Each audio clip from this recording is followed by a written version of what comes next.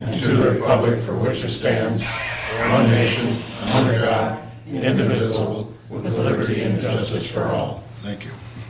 Motion to approve the agenda. Second. Motion been made and approved. Motion been made and second to approve the agenda. All those in favor say aye. Aye. Opposed? Motion carried. I'd like to welcome everyone in the council chamber today for our meeting. Bennett from the Des Moines Daily Sentinel, and especially you people that are watching over television. We're going to move right along. We've got a fairly heavy schedule here today. The first thing is the general discussion. I want to share with you how we handle our general discussion here. Is anybody has got a concern or a complaint or a compliment for the city, we ask them to step up to the podium, state their name and address, and the council cannot make any decisions, but they're always certainly willing to listen. So at this time, I'm going to have general discussion. And Lisa, I believe, or if you've asked to be on, so if you would come forward, please. Lisa's got some important things to tell us today. Mayor and City Council, thank you for having us today. First of all, this fall, our thanks go out to all of you and to all of your staff for the great work that you do to help us taking care of the children of Le Mars. As you all know, the youth of Le Mars is our future. They are our hopes, they are our aspirations. They are the ones that will be one day our caregivers and will help continue to make our community the best place in the world. But if you watch the news of recent, from the young kids this weekend in Emerson area, to the children of Sioux Central, to our own Tammy Mansfield, the number one cause of deaths amongst today's teenagers is car accidents. And during that first year of driving, more teenagers drive than at any other time. This is National Teen Safety Driver Week, a week for all of us to take a few moments to think about how our children drive, how we all drive, and to slow down and to take care. National Teen Safety Driver Week also gives us an opportunity to bring some free money to Le Mars. And who of us in this room would turn away ever free money? Once again, Galen Catholic invites you, if you have not already, to go on and log on to celebratemydrive.com. It's sponsored by State Farm and invites schools throughout the country, in which there are between 3,000 to 4,000 schools, to take 2 minutes to be able to refresh our own driving, to help educate our kids, and to bring free money. Last year, Galen Catholic won $25,000, and again, we are trying to raise at least $25,000, if not reach $100,000. Right now, we're ranked 43rd in the country. We do need to stay above that 50th number to be able to bring those free dollars. And because 10% of the dollars do need to be allocated to teen safe driving education, we're delighted to be partnering with Floyd Valley because of the great work they do, from everything from concussion safety to being able to educate students about driving at this time of year in the farms, and so much more. Again, we invite you every day between now and this Friday. Use your work email address, your personal email address, if you have a separate one for your phone. And don't forget your Facebook email addresses too. But again, the only thing that we're asking for you is a moment or two of your time to not only bring free dollars to Le Mars, but to improve your safe driving habits as well as the youth of our community. And again, thank you. Thank you. At least we appreciate it. I can rest assure you that our people in the offices voting every day. I know our police department's involved, and I know our fire department is involved, so we are behind it. Anybody else? Ryan, I believe you have a few things to tell us. Pass it around.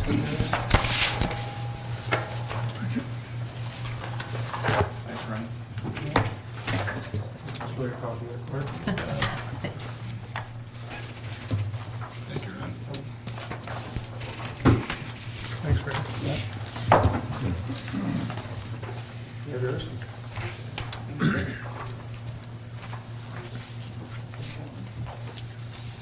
It's pretty tough to follow Lisa, but I'll do my best. This is the update for the Public Works Building. I got an agenda attached to my discussion items here. along with our changes to date and a detailed explanation of electrical changes to date. Then we can go through questions. Please stop me as we go or when we're all done, whatever. First of all, coordination issues we've been working on. We have a couple bid items left outstanding. That is the labor to install the doors, frames, and hardware on the exterior building. I do have one guy left of all the people I've tried, get me a price for that. That's been a very difficult item to get labor for. But there is a guy that's going to bid it, and he's very good. He's an expert at what he does, so he's the best in the area, so I'm not concerned. He would be my number one pick, so just waiting for his number to come through. The second item is the block work.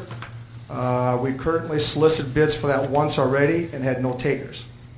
But currently when we had solicited bids in, I believe it was August, we had an October, November install date, which for masons is not a good month to be working inside. They all like to be working outside in October and November, wrapping up exterior projects. So we're going to re-solicit those bids at the end of October, early November, with a December 1st install for masonry work, which I think will be very good for you guys. You should get the best price, because everybody wants work in the winter time if you're a mason. So we'll re-bid that in November. The other item is data communications. That was not included in the electrical drawings. It's a kind of a must-have item, but usually it's kind of an owner-specific item, which ties into electrical automation. When we get to their RFPs, we do have a bid of that at $5,825, but we can review that when we get to the RFPs, which are next on the agenda. RFPs are requests for proposals which lead to change orders. So if you want to open your second page,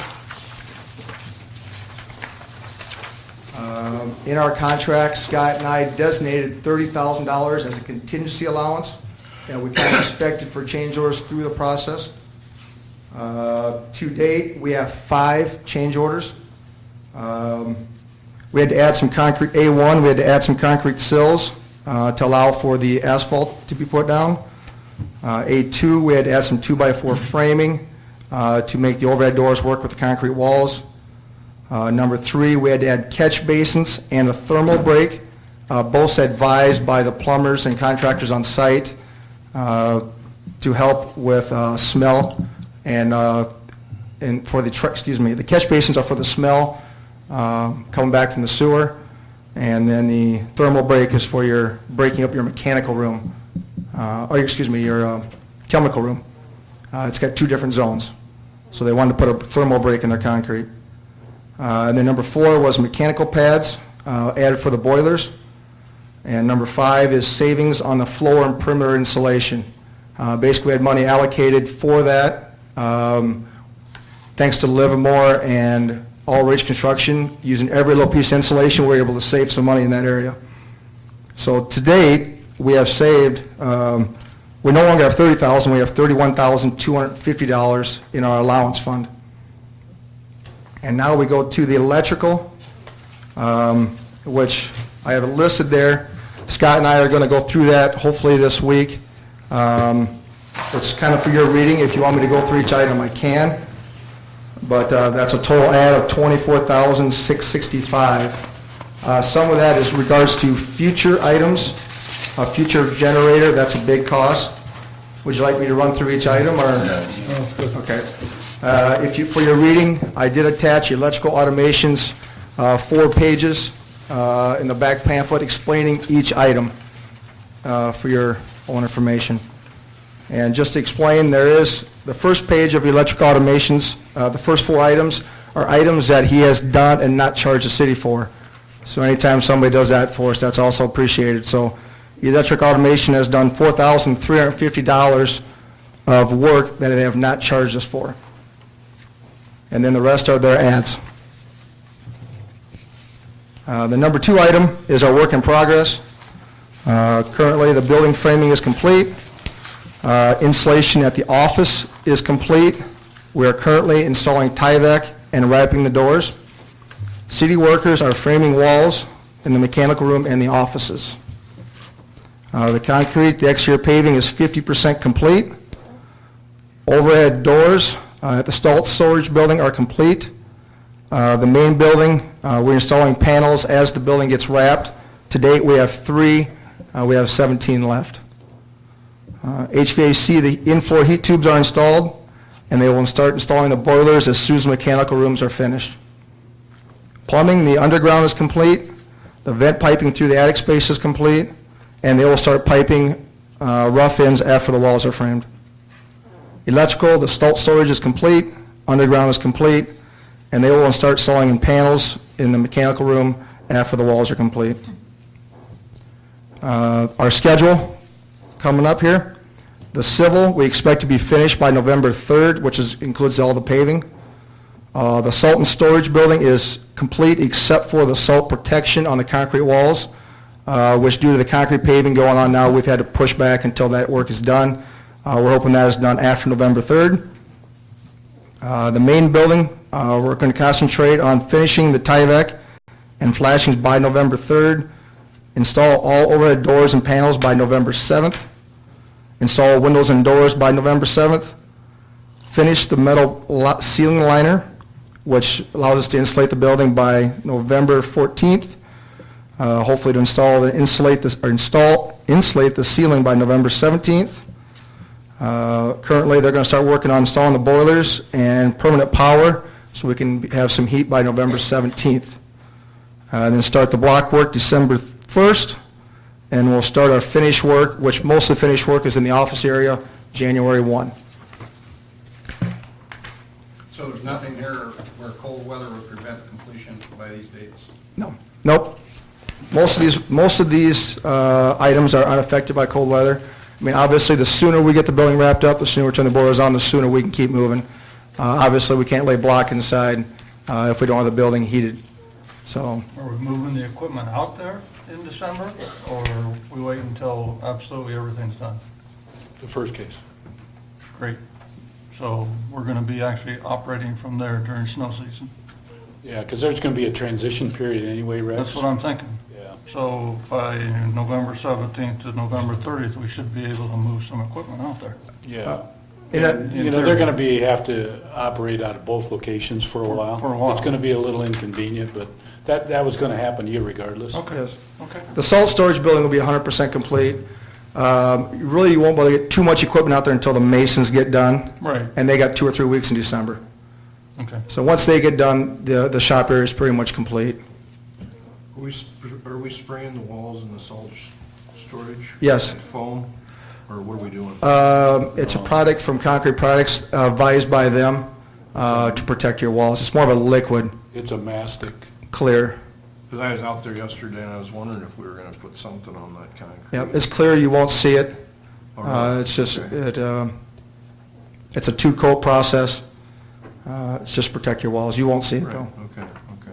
And I noticed the gravel road to the south on the east side of the building probably should have some work done on it also. We've created some pretty good ruts there, somebody has anyway, so if we could get that taken care of, that'd be good. We can do that. Well, there's some crushed rock out there now, right? Yeah, a lot of crushed rock, but that's been moved around now that Bear's out there doing paving. We got trucks coming in every day, dirt being hauled in and out every day. Steve's been doing a wonderful job keeping that graded. So, yeah, there has been crushed concrete there most of the job site. Any other questions for Ryan? Did we run fiber optic in there at all, or did Premier do a connecting area out front, or? That is in the RFPs. That is your data communications. That is in that cost there. As soon as we get that approved, we can run that up to the building. Can we get that underneath that concrete before, of course, they come up in the front there, I Yep. think, too. Yeah. Yep, they'll avoid that. Conduits are already in. Yep. Okay. When's the skin go on the outside?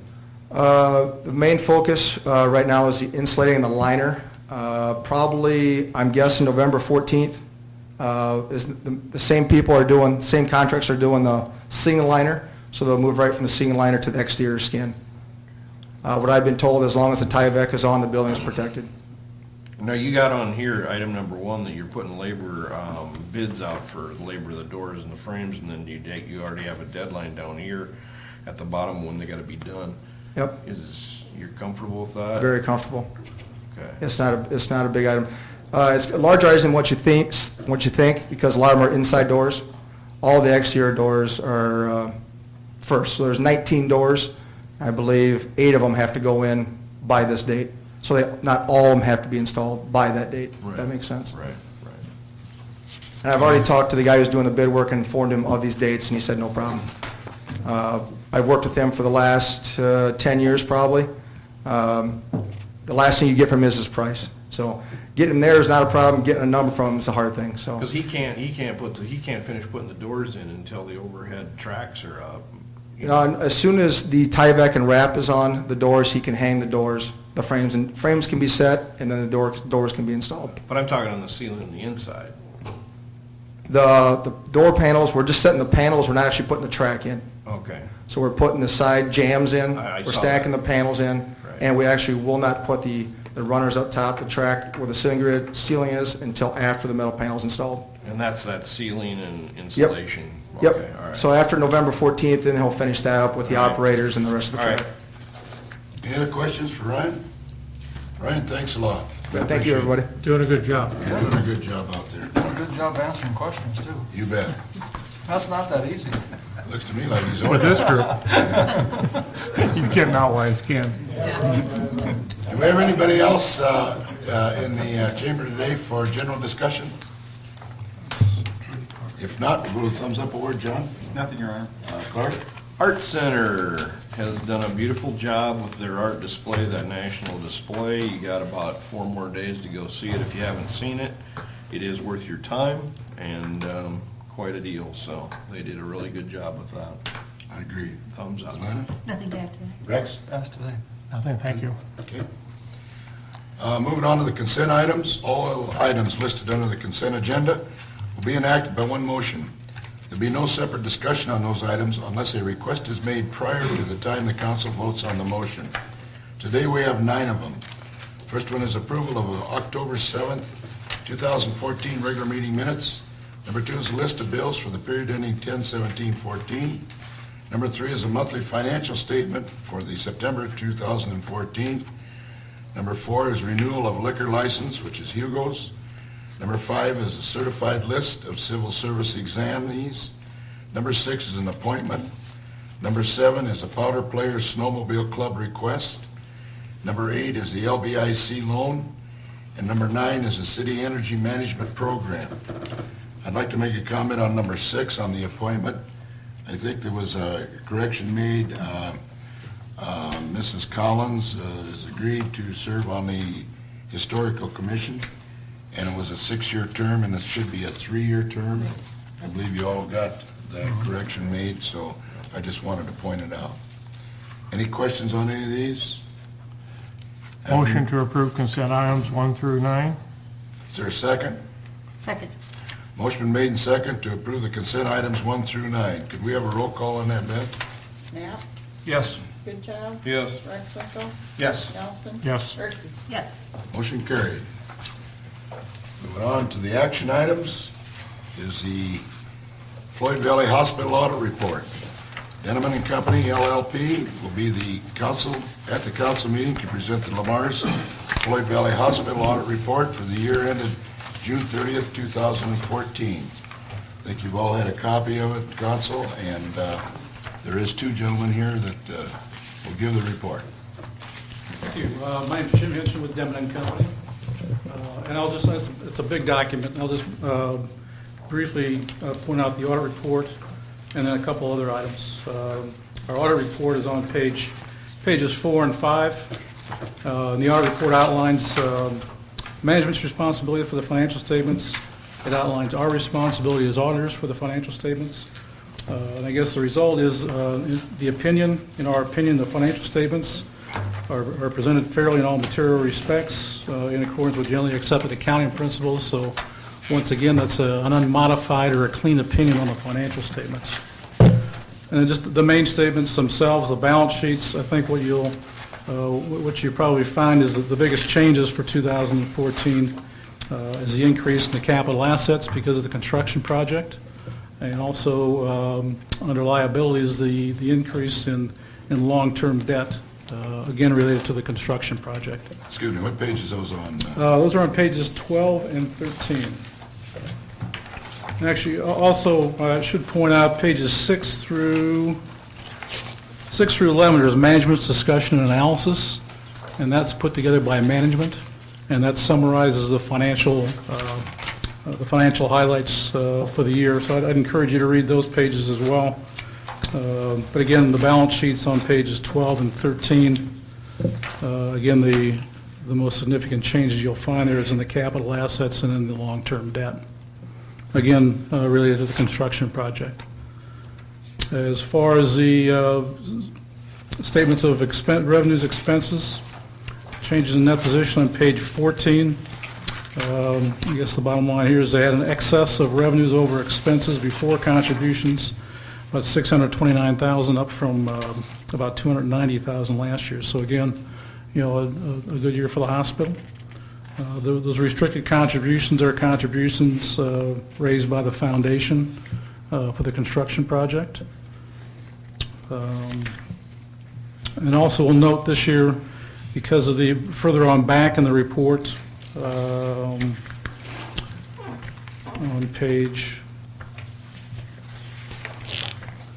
page 54, this year you have a schedule of expenditures of federal awards, and what this relates to is the fact the U.S. Department of Agriculture has provided a commitment for a portion of the long-term debt, and those are the expenditures that relate to the construction project for that particular issue. And the thing to note there is there's some compliance tests that need to be performed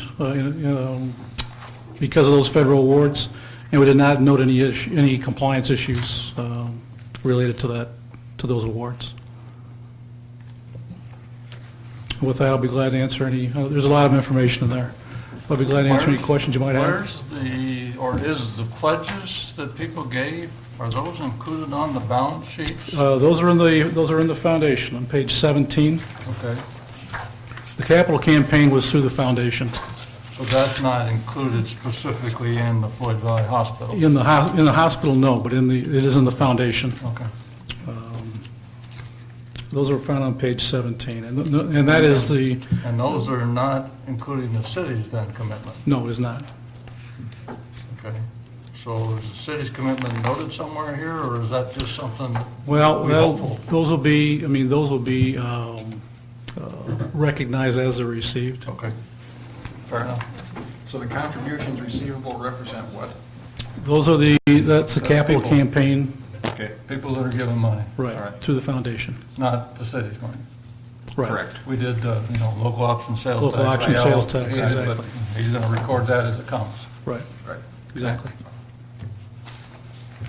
Any other questions? Thank you very kindly. You bet, thank We you. appreciate it. Thank you. Give these up.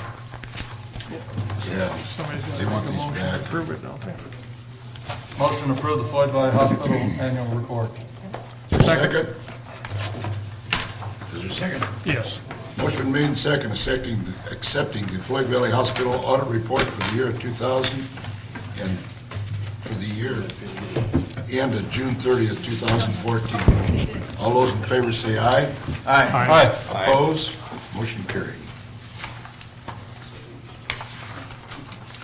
The next item on the action item is the North Green View Estates Tax Relief. In 2012, the Iowa legislature passed a new law regarding tax relief for subdivisions. Due to the nature of the tax receipts, this law could not be made retroactive and could only affect future property taxing periods.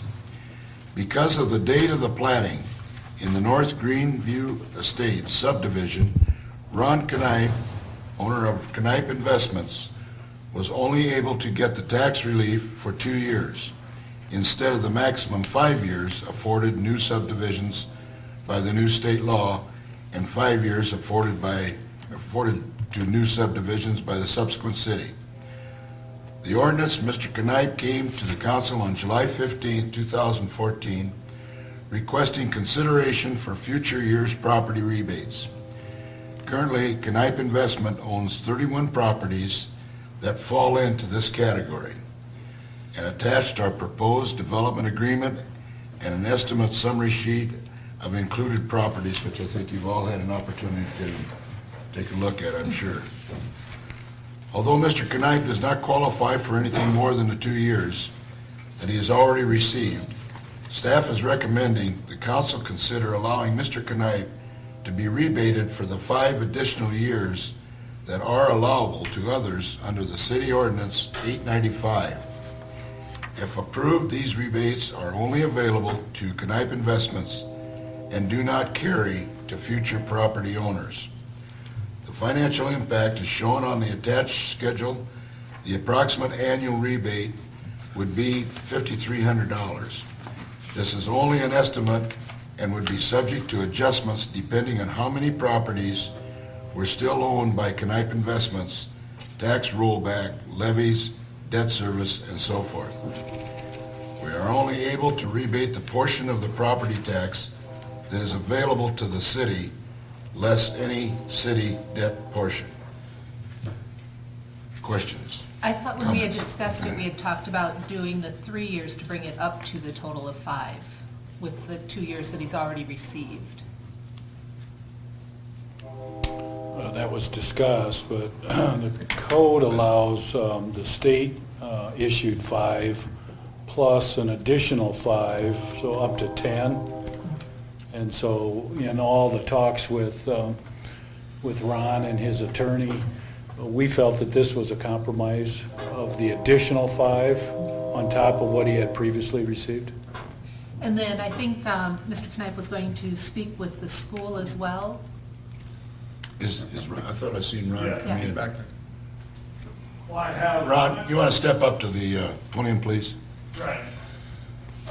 I briefly mentioned it to the school, but of course I didn't want to do any further until we had some kind of approval, I guess, from the city that everybody was going to be on board, you know, so we kind of tabled that for now until, and we're also going to approach the county, which they are, you know, a small portion, but I think it's 8% or maybe 9% or, so, right now this is kind of where it's tabled. The starting point. To move forward after that, yeah. Great. Thank you. Any other questions? Would entertain a motion? Motion authorizing a 5-year tax abatement to Knipe Investments based on each year's actual calculation of the properties owned by Knipe Investments. Is there a second? Second. Motion been made and second authorizing a 5-year tax rebate to Knipe Investment based on each year actual calculation to Knipe Investments. All those in favor say aye. Aye. Opposed? Motion carried. Thank you, Ron. Thank you very much. And I think we're all in the same boat as far as we want to move forward with Lamar, and hopefully we can continue more development. Okay? Good. Thanks a lot.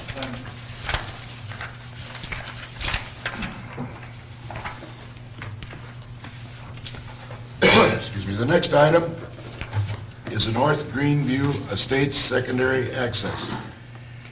A request has been received from 2 adjacent property owners and council member John Rexwinkle that the council reconsiders the plat requirement for secondary access to the North Green Estates.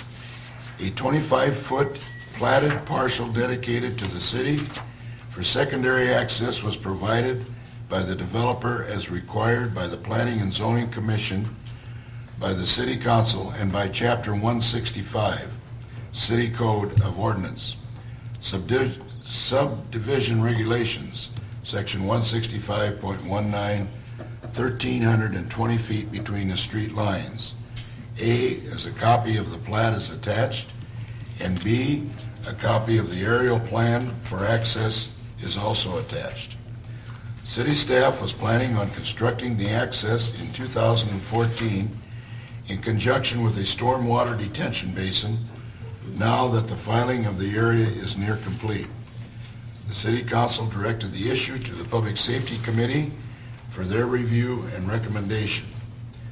The recommendation of the Public Safety Committee is recommending to install a secondary access in the platted area with the following exceptions. Work with the 2 adjacent property owners to minimize the impact of their existing yards and landscaping. And number 2 is to regrade the immediate approach to the cul-de-sac with the public safety equipment in mind. Number 3 is place a locked gate arm across the access with the public safety departments and public works department accessing only. And number 4 is to install a 10-foot wide concrete drive, not 20-foot. Questions? Scott, I'd asked you to look at a possible route between the two subdivisions, which would help, which would meet the requirements apparently of both subdivisions if we need a second access. Did you ever do any more looking at that? Just looked at what was platted up on the north side, I think it's PGA Drive. Looked at that, but that's going to take future growth in order for that to be extended. Well, I was talking about a connector between the two subdivisions that we're talking. Willow Creek, or Willow Run? Yes, correct. I did look at that as well, and it would take either the acquiring of easements or right-of-way in order to accomplish it, because the city has no direct path from the North Greenview to the Willow Run. So we would have to purchase right-of-way to get through there. Well, but doing that would accomplish the concern, apparently, the apparent concern for both subdivisions. Yes. And I have said at the previous meetings, there's much greater possibility for a flood to keep emergency vehicles out than that street being blocked. So if we do a connector between the two subdivisions, we will have access even with a flood, because emergency vehicles could come in from the northeast. Yes. How wide is the walking trail? Is the walking trail 8 feet? 8 feet. Okay. So there's the one golf cart access already on Willow from the street down to the cart path. Yes. Is that a easement? The city has that by deed, the same kind of deed that we got when that subdivision was platted, just like this subdivision. So the 25-foot here, Rex, Yeah. is given to this, dedicated to the city during the dedicated Right. dedication process. So we don't have 25 foot over there, but we don't have 25 foot between where the cart path goes between DeBoer and Canipe either. No, We just got 8 or 10 feet there, that's 10, okay? with an 8-foot trail on it. Okay, so, but we've got 8-foot trail there, we've got 8-foot trail all the way around the course, all the way to where it goes up to Willow, all by 8 foot right now. Continuous, right? It doesn't meet Mr. Shipper, I understand that. And if it goes over the cart path, it's gonna tear up the cart path pretty bad. But is there a way we can make that 10 foot to accomplish the purpose and not have any other roads and not have gates and stuff? Is that possible, or is that not even something we should look at? Well, the cart path between DeBoer and Canipe is only 4 foot, right? Oh, Sure it is. I drove up by there. Oh, it is? Ron? It's not 8. it's not 8, but That's only a 4 foot path that runs in through there. I drove there yesterday. yeah, but there is 10 foot on the map for it, between the houses. But I think it goes all Ron's way. Well, I know that Ron's post would be, I like your idea because. Yeah, he'd have to take the post out, The post would have, the brick post could possibly have to move, but I think the there's, front one and the down one. I think there's a solution for that, and that is only in the event Shipper runs through there. I mean, I That's agree with correct. John, I agree with John. The likelihood of needing the second roadway where it is platted right now is ridiculous. And I don't think any changes need to be made. But when you get to the end of the Canipes, though, all the rest of the way, you can go on the cart path that is 8 foot. Yeah, but if he breaks it up at some future point, then we replace it. I don't think there's any need. I just don't know if he can do that with his equipment and make the curves and all this kind of stuff. I mean, he might not be able to hit a corner. So I'm just asking him Right. to make sure that whether he can or I like can't to- do that. I like the Because idea. we don't even have to then go through like Cruz or anybody else because we already got Exactly. that one already Absolutely. paid, right? Yeah. You know, we discussed this extensively at Public Safety and looked at different options, keeping in mind what a fire truck can do Well, that's with what I their was asking. size. That's what I'm asking. And this was platted, the plat was created by the developer, it was accepted by the city council at the time. Yep. So this was put in to meet an ordinance that we have in place. The property owners that bought on either side of it, on that whole cul-de-sac, in that whole development, saw that on the map at the time that they bought it. And when this was approved, there had never been a flood, and since that time, we've The flooding had is a about 7 to separate 9 issue of that them. needs to be addressed with the county. Nothing that we do is going to address the flooding. And the point I'm making is there's no point in pursuing this any further until that's addressed first, because there's a lot more likelihood of a flood than there is a problem with that entrance road. All that does is delay the inevitable because we've got the ordinance in place. So unless you are going to grant a permanent exception to that ordinance, we need to have a secondary access in there. I want this guy to sell more lots that's at the podium, so then he puts the street in, and so it's the second street that comes off of PGA. Yeah. It's halfway down, it's already been We had talked once, angled in. I think, along Dreckman's, everybody knows where the road's gonna go. Yep. And I don't know if it's feasible or there's one bare lot between Albright and Schmidt, which is lot 54. And I know that it could, if it's feasible or not, because I don't know how, we'd have to see on feasibility. You might have to take a chunk from Dreckman as we come along that, where you're gonna put your basin, talked about it. May have to culvert and work our way through that empty lot, run right along Dreckman's, probably wouldn't have as much fill and maybe wouldn't create, you see what I'm saying, Scott? I see 54. And move it up, you're talking about maybe about 150 feet down from Dreckman's to maybe meet up with that road. I don't know if that's a feasibility. I think the same issue is still on the table, which is, I appreciate that the council approved this plat 5 years ago, 10 years ago, whatever. Doesn't make it right. It was right at the time, but the same issues are gonna block both entrances. It's ridiculous to put in an entrance, both gates on one end of a barn. It just doesn't make any sense.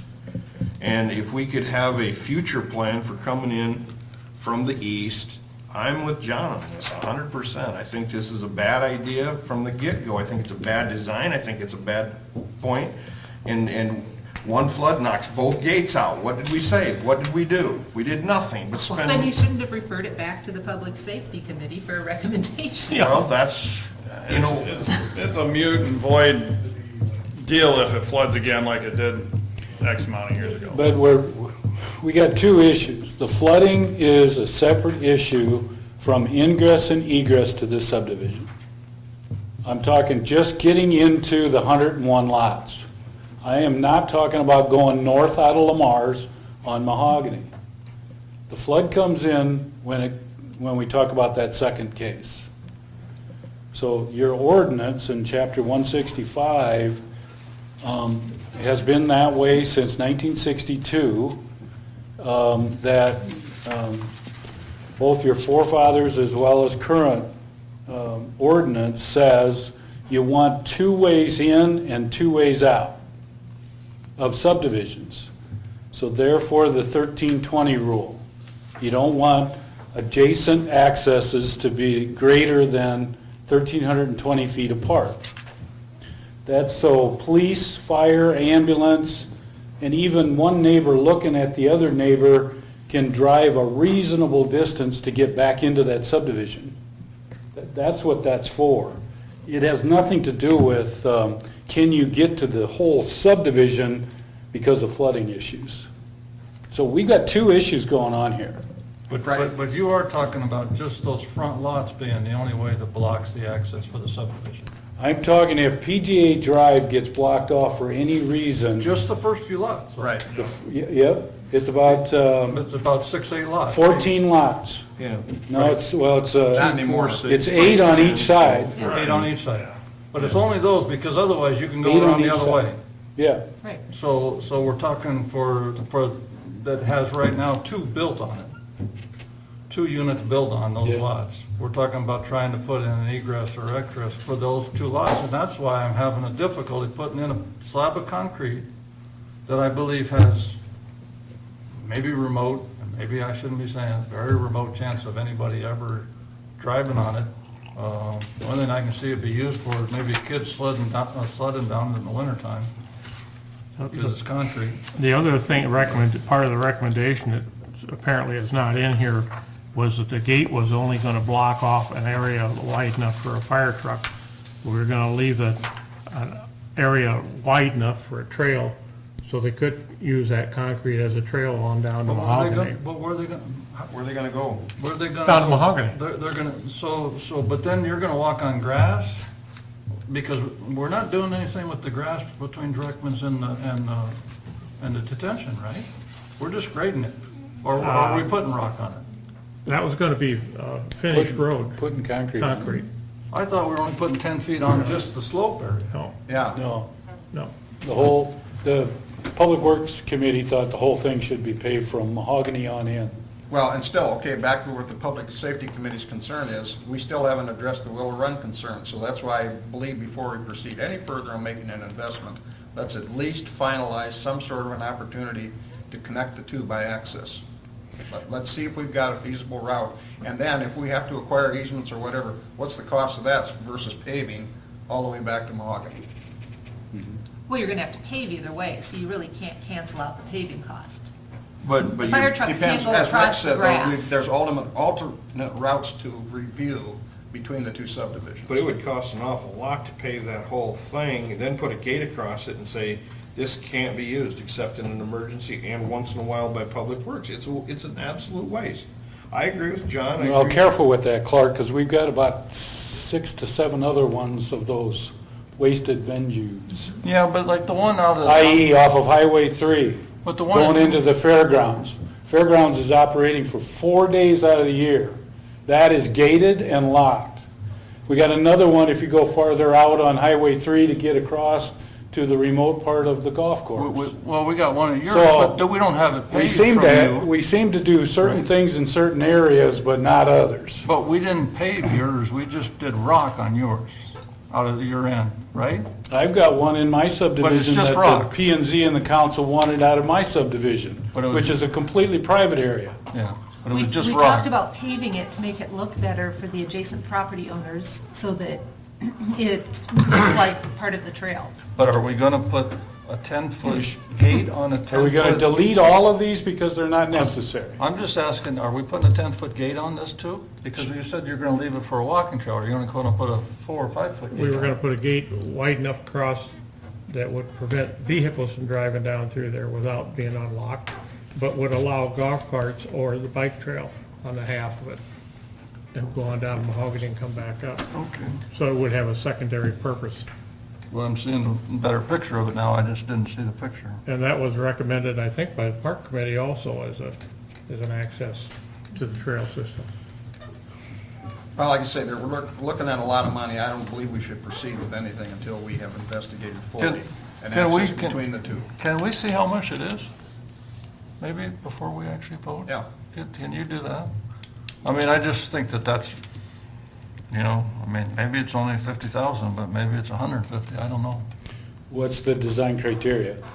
10 foot, just like you said, right here. Well, John is saying 8 feet is enough. I'm saying, No, I think, No, I it's think. gotta be no, 10. I'm saying what Mr. Shipper, Fire think- Chief Shipper, Your fire code says 20 foot. Yeah. So don't say Mr. Chipper, just So- say, if you want an access road that would fit a fire truck, 10 feet would be preferred, but if you're gonna meet your code, it's 20 foot. Okay. So let's not say it's a fire lane, let's just say it's an access road for whatever time of need we might. Okay, need. I would like. That would be 10 Well, foot. John, that's So- why I said we need additional right-of-way if we're going to make it a minimum of 10 or 20 feet going over to Willow Run. Right. That's Exactly. why I said we don't have a path. If you say 8 feet is enough, irregardless of what Dave just said, If 8 feet is enough on a 10-foot easement, yes, we have that. In fact, we already have that.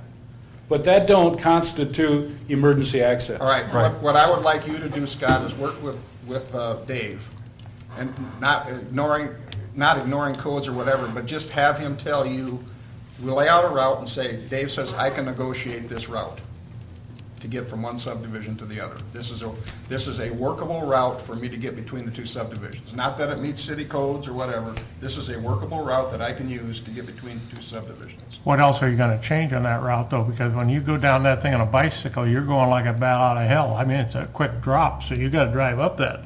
Well, like I say. You're gonna have to fill that's part of that. You and Dave work together and find out is there a feasible route between the two or not? Because otherwise, if you come from Willow to North Greenview, you can easily get 10, 12 feet everywhere until you get to Mr. Knipe's yard. You can get easy 10, 12 feet. The back of the golf course, we can make that wider. We can either go through Cruises or we can go through McMillan's and Barthel's and make it 12 feet. That's pretty easy Is it, on those two additions. is it maintainable for plows to open that up though in the winter? Well, it has and to keep be, it open? right now, it has to be because it's on the trail. It's on the walking trail. Don't we have to keep the walking trail snow plowed all the time? I'm not opposed to going between ours, because you guys have obviously worked enormous with this development. But if it's 10 feet, is that right? Yep. You make a 10 foot there, Yep. you're not putting a gate on it. That's golf course access. Correct. For cars, So you don't have that issue. well, no, but you might have cars going down there. Yeah. Well, That's why, I need to know what your design criteria is. Yeah, Do you want it for- Are you saying widen the trail to 10 foot, run it all the way around the Willow Run and come up by Neil Adler? Or just straight up. Well, that's what I thought I heard. Or we could go straight up through Cruises too. Either way, because his garage comes all the way around the backside, we just gotta come down his hill, because his driveway's Right now, already the there. way we get on is by Neil Adler's. That's the cart path we use to get onto the golf course for emergency. Well, there's one up further, is what I'm saying, by Barthel's, but you can also go all the way up to Cruises and come in his driveway, which is not Willow, which is a different driveway, and come straight down his driveway and go right across. And the golf cart course area could easily be 10, 12 feet there versus the 8. That's it. The golf course is No, is ours. Cruises is 100% private. Yeah. Right. Including Randy's the driveway that you're talking about driving down. Right, but I'm saying we can get an easement with him, we can get an easement, I mean, Neil Adler's, we can get one with Barthel's, I mean, whatever we need to do, but we already have some that are already paved. And I was just trying to figure out how to use one that's paved versus put a new one in, that's all I was thinking. Yeah. I worry about private property, going across private property, and who's removing the snow, and is it removed in a timely manner, and, that's all I worry about, the private property. So then if you go down, but Willow Run, is that city or is that private? Willow Run Boulevard? Yeah, We plow it. okay, so that, but then if the, I mean, I'd rather go on the trails, what I'm saying, right, because we plow the trail, and we plow Willow Run, so we figure out a way to take the trail back to Greenview. well, you look at there's two places, Neil Adler's, and then between Barthel and McMillan, there's another place that goes down there. And both those can go down to it right now. Yeah, both of those are 10 foot. And maybe 10 Easement. foot's not enough with you making the corners and stuff, but that's what you've got to tell us. exactly. But if I can do that, and then I can piggyback it with making Ron's 4 foot, 8 foot, or 10 foot wide, I think I can get it done cheaper than I can on the other side. Unless you solve the issue for two subdivisions. Don't you think it has to be 4 foot? I think it's 8. I I don't know don't- who got 4 foot. It's for, It's not 4, but I don't think it's 8, because you cannot, Cars cannot go by each other. no, you can't have them by each other. The wheels go off on one side on each side. Most of their equipment right now does not fit on the car. it might be 5, but it is not any over 5. But see, that's not part of the walking trail. You didn't lay it. No, that's. That part- little area is not. That's I part of actually disc had a tape golf. measure and thought about getting Yeah, on. see, and then farther up is the But I walking didn't. trail Yeah. around the course, and that's where it goes But to the 8. other thing, Because when you're walking there or driving with a golf cart, you have to watch people come and going. especially if you're coming back from the wrong side. You gotta watch them coming over the hill. Well, will somebody tell me why we're working so hard to find an access that we already have, and we're running a fire truck an extra mile and a half around through God knows what in the middle of the winter when the snow's piled up 15 feet high? Why are we trying to get another access Because when we we don't already have, have one? Willow Run will not have a second access. A flood, which is much, much more likely to close those roads. We've had twice. Yep. We could solve the flood issue and solve the access issue by going to Willow Run. That's right. And that's what we're trying to think. If we can solve them both, we at least ought to investigate it. Well, what do you want to do here? Let's figure it out. I would vote to table it till the next meeting to get some numbers back for the cost of both, if the other is possible. Second. Can I ask one more thing? Who owns the ground to the north of you? Is that Dreckman's? Yeah. I mean, I don't know what it costs to come off of Marble, clear west to where it'd be about, what, 6th Avenue that's gonna come north off PGA Drive. Maybe a quarter of a mile. I mean, someday it'd be nice to have that all developed, that Dreckman owns north of you, Ron, but, you know, there is a road there that would go north. I don't know if it'd be like 6th Avenue, it'd be farther than 5th. You know what I'm saying? To see what it'd be to bring it back east to Marble, because Marble's solid road all the way to 160. But that's a lot of buying ground and easements and right of ways too. I'd call the question. There's motion been made and second to Just table. just table this topic until a later date and come back with more cost figures. All those Until in- later, yeah. All those in favor say aye. Aye. Opposed? Motion carried. Put please in. We should ask Scott to please give us numbers. Okay? Well, I think 2 weeks is a little tight for Well, some of them I numbers. think that's why the mayor said until We later. don't Yeah, I want think to, 2 weeks is this a little- is a pretty good May I size. put please in that motion? Yes, please. We shouldn't be so mean about it because we're trying to do the right thing. I Yes, know it we doesn't are. sound like it, but Let's we're move on. trying to. Next item on the item is the number 4 is the action items request for a deferred sidewalk installation. Donald Cruz is the owner of Lot 7, AZ Development, First Edition. Mr. Cruz' lot is one of 2 in the subdivision and has not been built on and therefore does not have sidewalk installed. Section 165.30 of the Lamar's Code of Ordinance states as follows: sidewalks shall be constructed and installed in any subdivision by the property owners in all blocks where 80% of the lots have been improved. The subdivision is 90% improved, therefore the owners of the 2 undeveloped lots were sent a notice dated August 5th, 2014 to install sidewalk by October 1st, 2014. Mr. Cruz is requesting an extension of time as outlined in his attached letter.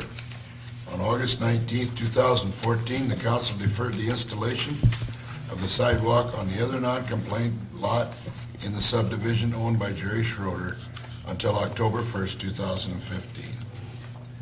Questions from the council? I just want to let you know, Jason, I'm I sorry. have talked to Don probably 3 times, twice since he gave me this letter, but he just wanted to make sure that it was okay with me that he did not show up today, because he's busy with harvest. So that's why he's not here today. But you have his letter. So he's not trying to ditch us or something No. like that, and he would have come if you'd have said it was important. Now, we asked for Jerry to give us a specific date as to when he wanted it done. He never did. Oh. It's not in his letter, and he's never given that to me over the phone either. Well, I would make a motion to defer just until October 1st, 2015 for Lot 7. I'd second the motion. Motion made and second to give a deferred on this topic till October 1st, 2000, what was it, 15? Yep, same as Mr. Schrader. Questions? Clark? And he's saying the only reason that he doesn't want to put it in now is because it would be destroyed during the building process, I think, which is a key part of it. So if Mr. Schroeder is with the same intentions to build by the next October, then it seems like a workable solution. But if it's just a continuation, But Mr. Schroeder came to us with a plan and a date and a deadline. Right. And this lot's been sitting up there. He comes at us with absolutely no plan, no plot, just someday I'm gonna build there. So we give him till October 15th of 2015, and he shows up with a plan that he's gonna build next year, which is 16. I don't That's, support well, it. if you. I give don't him- support it. If you that's give him for a sure. year out, then They- he's got the date, and he puts a sidewalk in. He's a- If he has to destroy it, he has to destroy it. He's owned this lot since the inception of this development. 2004. virtually. 2004. Yeah, He's I had would- plenty of time, Well, so is Mr. Shorter, and we. but gave Mr. him Shorter an came, extension. he came with a plan and a date. And Jason's talked to Don. And Don's got a plan and a I- date? He does now. I would, I agree with, I would give him the same year that you gave the previous gentleman, but I would make sure that It's that firm. next year is, Yeah. And- there's no And that's your extensions job. You there. can tell him that he got the deferment until October 2015, that it's not going beyond that. And no exceptions thereafter. Right. Yeah. And it's not even unanimous on this one. No. Okay. Motion been made and second. All those in favor say aye. Aye. Opposed? Me. So 3-2. Motion There you carried. go. See, you Pass that on, He Jason. just barely squeaked by it, Jason, okay? Pass it on. Okay, at this time, discussion. John? Nothing. Clark? Yes, a few things. Just a reminder to everybody that next, 2 weeks is odd even parking. And have we started with the media and possibly Stu, preparing for that as far as warning people that 6 months ago, we went through the whole rigmarole of odd even parking and we said November 1st, no ifs, ands, or buts. And I think it'd be wise that we start publicizing that a little bit, and to help us in our defense when people come in here mad on December 10th because they got a ticket. So that is starting November 1st. And he'll What's that? cut some radio ads for you, Bennett. Just call Clark. He'll cut some radio ads. We can put some radio ads on Denny, and we can put Clark on there with his cell phone number. Good job. Yeah. Still part Good of- old real estate is sponsoring. part of his uneven initiation, parking. Yeah, well, hey, Clark, good I'm job. trying to be fair here and just tell people that this is coming because we decided that. Yeah. You know, so, And Clark is starting, is informing people Yep. of a training program Yep. at his cost.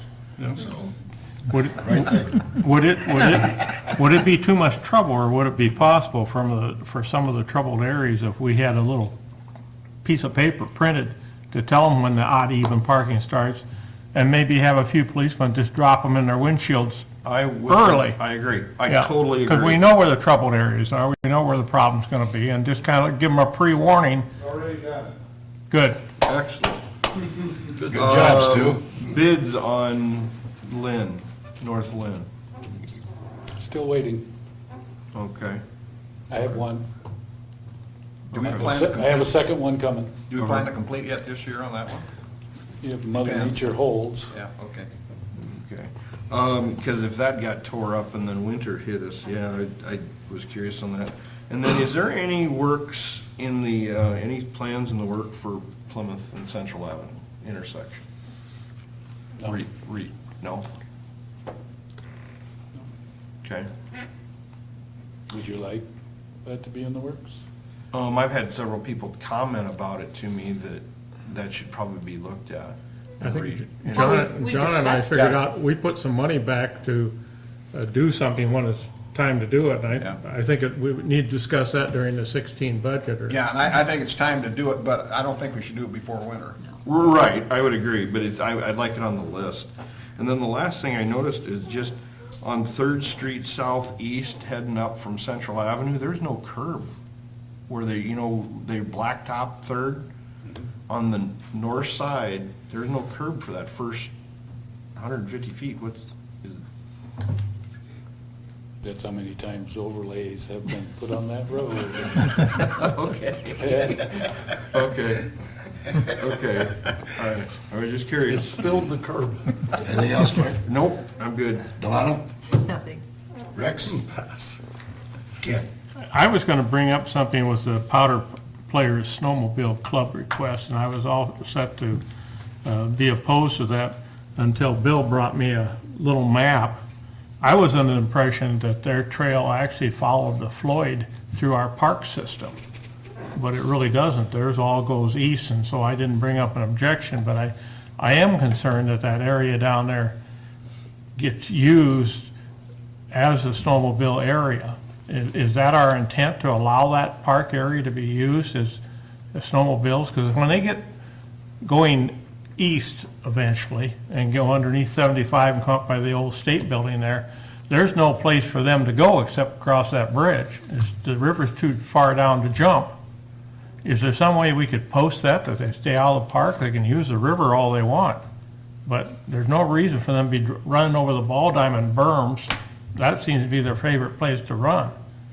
And Yeah, but Ken, as we discussed, if they put the posts by the bridges, that won't allow it'll allow pedestrians. But I'd like to maybe get them bike out, through I'd like to there. get them out of that West Floyd Park completely.